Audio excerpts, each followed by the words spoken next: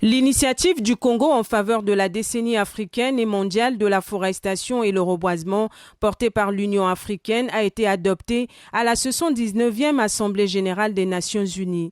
Cette résolution, dénommée Décennie des Nations unies pour le boisement et le reboisement dans le cadre de la gestion durable des forêts, ouvrira la période de 2027 à 2036. Cette nouvelle a été présentée par la ministre de l'économie forestière lors du Conseil des ministres de ce 18 avril. Le Conseil des ministres constate avec bonheur que le message du Congo a été endossé par le monde entier. Il est clair que notre peuple doit être conscient de l'honneur qui est ainsi fait à notre pays.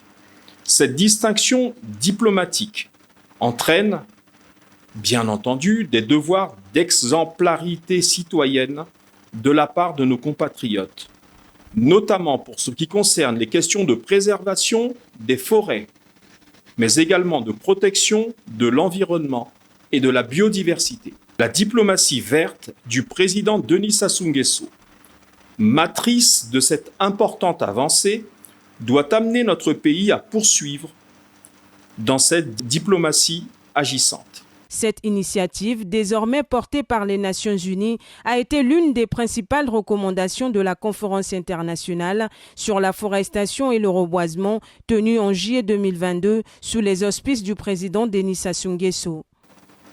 Cette initiative diplomatique, l'inscription, était dans la continuité de la vision anticipatrice du président Denis Sassou Nguesso, lequel positionne le Congo depuis une quarantaine d'années comme un des acteurs importants de la gouvernance forestière.